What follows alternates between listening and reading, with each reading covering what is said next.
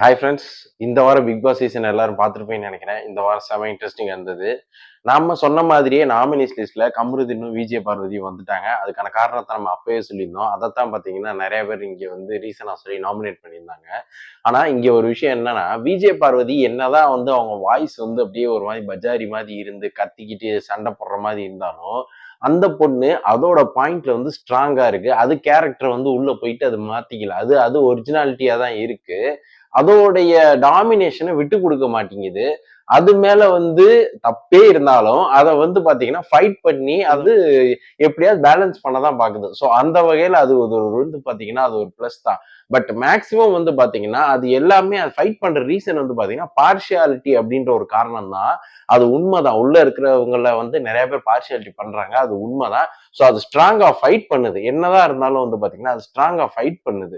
So இந்த வாரம் கண்டிப்பா அதுக்கு அதிக ஓட்டு விழும். விஜய் பாரதிக்கு என்ன ஒரே ஒரு மைனஸ்னா, அதுக்கு வந்து சகிப்புத்தன்மை. அதாவது சில விஷயங்கள வந்து ரூல்ஸ் பிரேக் பண்ணுது. அது ஒண்ணுதான் அதுகிட்ட இருக்கிற ஒரு மைனஸ். சரி, அடுத்து கமருதீன். கமருதீன் வந்து பாத்தீங்கன்னா, ஆல்ரெடி விஜய் சேதுபதி வந்து பாத்தீங்கன்னா வார்ன் பண்ணியிருந்தாரு. நீ ரொம்ப வந்து பாடி ஷேமிங் பண்ற, ரொம்ப தேவையில்லாத வார்த்தையெல்லாம் விடுறேன்னு.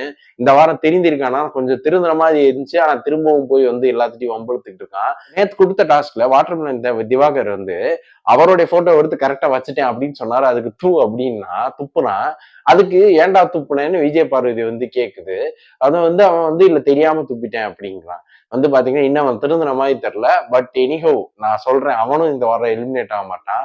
வேற யாரா இருக்கும் அப்படின்னு பாத்தீங்கன்னா, ஃபர்ஸ்ட் வந்து எஃப்ஜே. இவன் வந்து பாத்தீங்கன்னா சரியான மென்டலா இருக்கான். அவனுக்கு யாராவது ஒருத்தர் இப்ப விஜய் பார்வதியே போய் அவனோட ஃபைட் பண்ணா, அவங்கள ஃபைட் பேக் பண்ணணும்னா அதுக்கு வந்து பாயிண்ட் எடுத்து வைக்காம லூஸ் மாதிரி ஏதாவது பண்ணிட்டு இருக்கான். சும்மா பைத்தியம் மாதிரி சைக்கோ மாதிரி ஏதோ உளறிக்கிட்டு கத்திக்கிட்டும் மத்தவங்கள பார்த்து கிண்டல் பண்றதும் அவங்கள மாதிரி பண்றேன்னு ஏதோ அது காமெடியா இருந்தாலும் பரவாயில்ல, இல்ல ரசிக்கிற மாதிரி இருந்தாலும் பரவாயில்ல, லூசுத்தனமா பண்ணிக்கிட்டு இருக்கான். எல்லாருக்கும் வெறுப்பு தான் வருது. சோ எஃப்ஜே இருக்கா பாத்தீங்களா, அவன் வெளியே போக அதிக வாய்ப்பு இருக்கு. இதுக்கு அடுத்து யாரு அப்படின்னு பாத்தீங்கன்னா, அட்லீஸ்ட் விஜய் பார்வதியாவது வளவளன்னு பேசினாலும் அதோட பாயிண்ட்ல வந்து அது ஸ்ட்ராங்கா இருக்கு. ஆனா சேஃப் கேம் பிளே பண்றேன்னு சொல்லிட்டு இந்த அப்சரா மாதிரி ஒரு ஆட்கள்லாம் இருக்கு பாருங்க. அமைதியாவே எதுக்குமே இன்வால்வ் ஆகாம, எதுக்குமே ஃபைட் பண்ணாம, எதுக்குமே வந்து பாத்தீங்கன்னா ரியாக்ட் பண்ணாம, அப்படியே அமைதியா வந்த இடம் நம்ம இருக்கிற இடம் தெரியாம இருந்துட்டு போயிருவோம்டா அப்படின்னு சொல்ற மாதிரி இருக்கு பாத்தீங்களா. அந்த மாதிரி அமைதியா இருக்கு பாருங்க. சோ அதுவும் வந்து பாத்தீங்கன்னா இந்த வாரம் எலிமினேட் ஆக சான்ஸ் இருக்கு. சோ ஒன்னு எஃப்ஜே இல்ல இந்த அப்சரா. நீங்க யாரா இருக்கும் கெஸ் பண்றீங்க அப்படின்றத வந்து கமெண்ட்ல சொல்லுங்க. ஆனா இது எல்லாத்தையோட காமெடி என்னன்னா, நம்ம தர்பூசணியும் நம்ம கானா வினோத்தும் பண்ற காமெடி செமையா இருக்கு இந்த வாரம்.